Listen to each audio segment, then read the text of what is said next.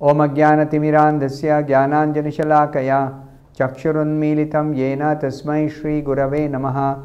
Nama Om Vishnupadaya Krishna Presthaya Bhutale Srimate Bhaktivedanta Swamin Nitinamine. Namaste Saraswate Deve Gauravani Pracharine Nirvishesha Shunyavadi Paschatya Deshatarine.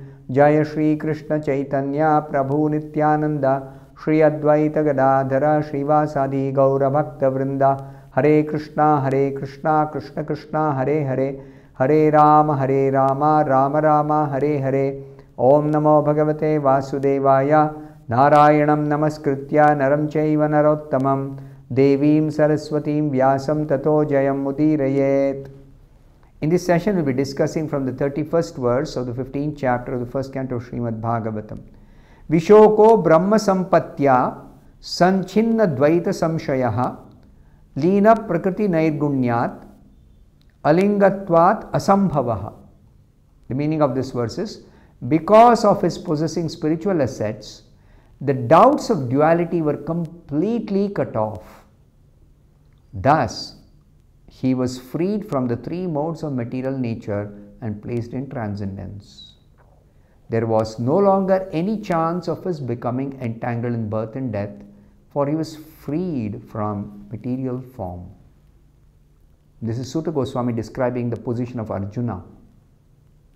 Don't think Arjuna was lamenting after Krishna's disappearance and he was suffering like an ordinary person feels pain and suffering due to separation from some beloved departed soul. No, it's not like that.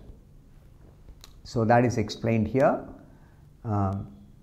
Arjuna is having those instructions in his heart which Krishna imparted, and that is his spiritual asset. Now those spiritual assets are useful to cut off all kinds of doubts of duality. And immediately such spiritual asset places one on the transcendental platform above the three modes of material nature. So then there is no question of becoming entangled in birth and death. So Srila Prabhupada explains this in the purport. Doubts of duality begin from the misconception of the material body, which is accepted as a self by less intelligent persons.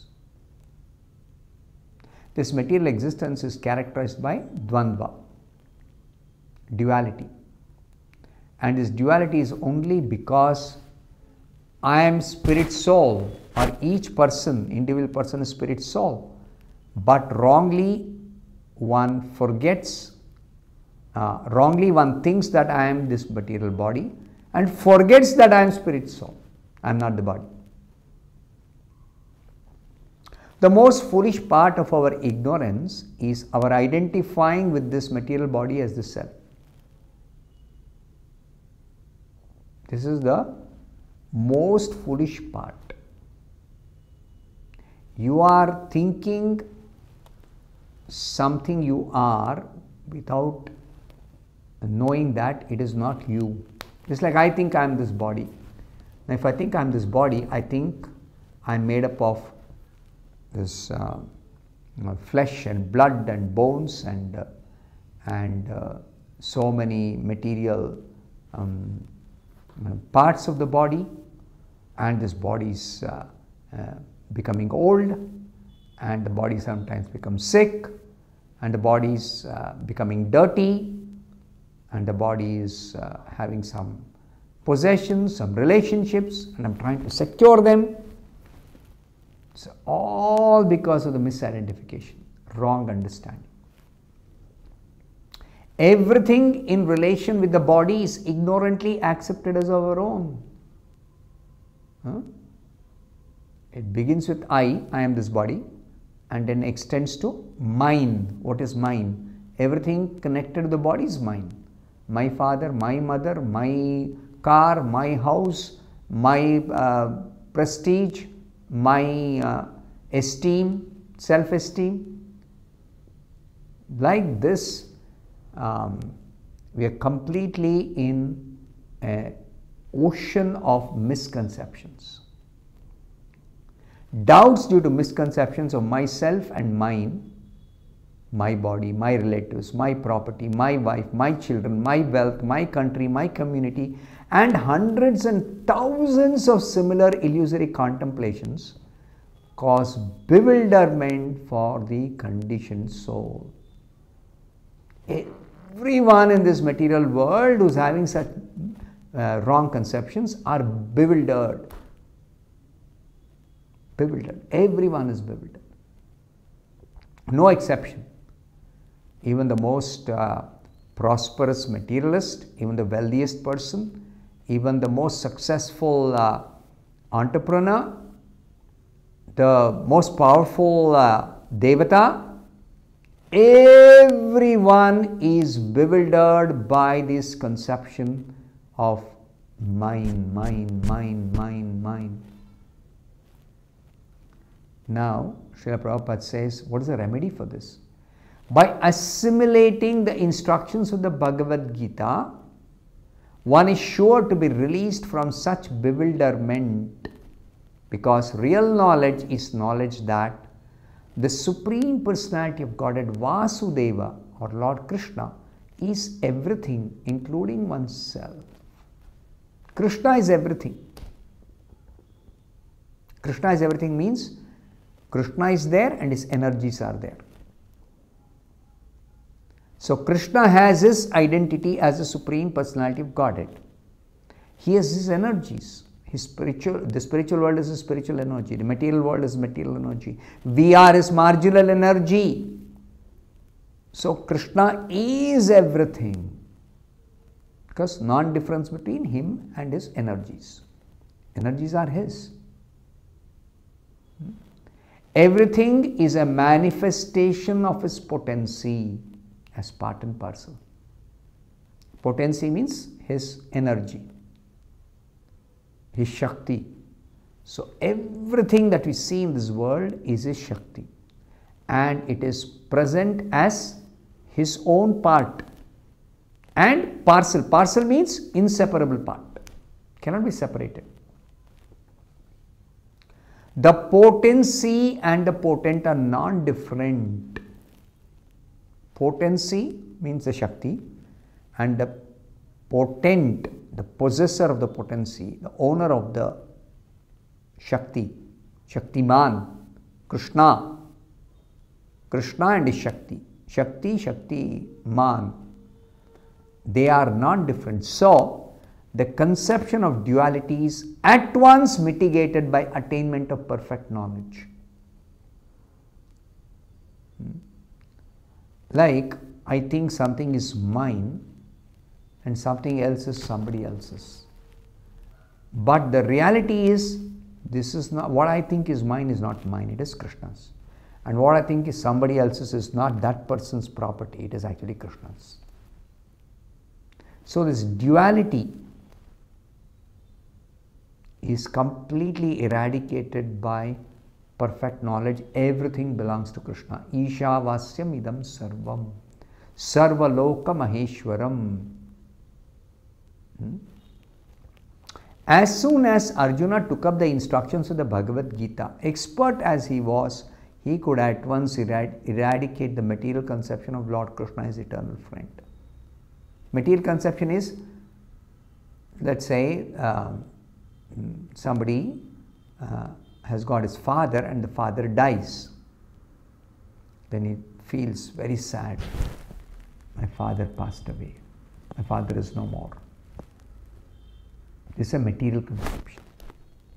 Father is no more means the body, material body, which is not the real person, not the real father, is no more. The spirit soul has no death, has no birth, doesn't belong to this world. So therefore, the instructions of the Bhagavad Gita eradicate all kinds of material conceptions. So Arjuna could realize that the Lord was still present before him by his instruction, by his form, by his pastimes, by his qualities, and everything else related to him. Consider this. that Krishna is always present in the form of his instructions. Eternally those instructions are true. So if Krishna is present, where is the cause for lamentation that Krishna passed away, Krishna disappeared, Krishna went away to his personal abode? No, Krishna is present. He is present in one form, yet another form, yet another form, unlimited forms. Krishna is always present. So in a sense, the devotee never feels absence of Krishna if a devotee is Krishna conscious. So Arjuna could realize that Lord Krishna, his friend, was still present before him by his transcendental presence in different non-dual energies. All energies are Krishna's. So in the form of energy, Krishna is present.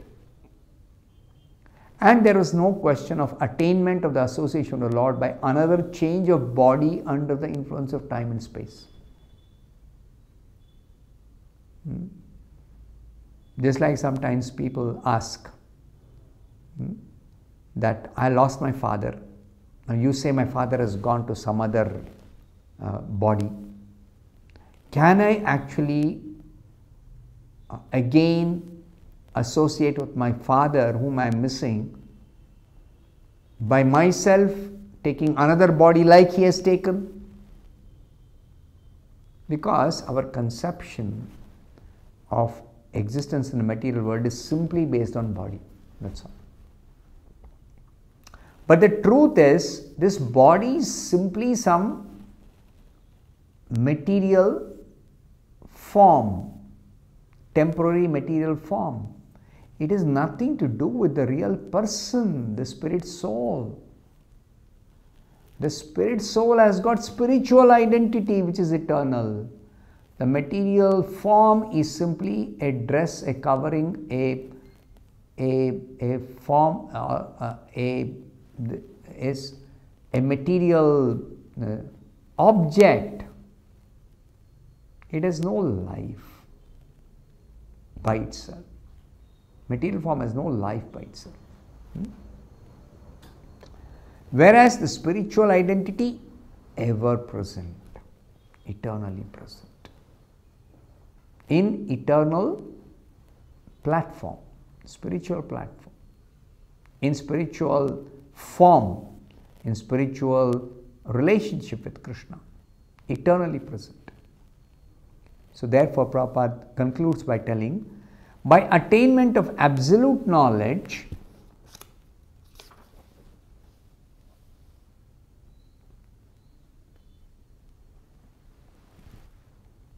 one can be in association with the Lord constantly, even in this present life. How? Simply by hearing, chanting, thinking of and worshipping the Supreme Lord. What is true for Arjuna is true for everyone at all times. Even now, if we chant constantly Krishna's holy name, Hare Krishna, Krishna Krishna, Hare Hare, Hare Rama, Rama Rama, Hare Hare, we should understand and should realize this fact that Krishna is appearing in the form of that holy name, transcendental sound on my tongue. And if I hear, Krishna is entering as the transcendental sound within through my ears, and he can enter my heart and touch my soul, touch me. Me means my soul. And then I immediately feel the loving presence of Krishna, the soothing touch of Krishna. And this is a fact. This is not some kind of sentiment or some material adjustment in the mind. No. It is a transcendental truth.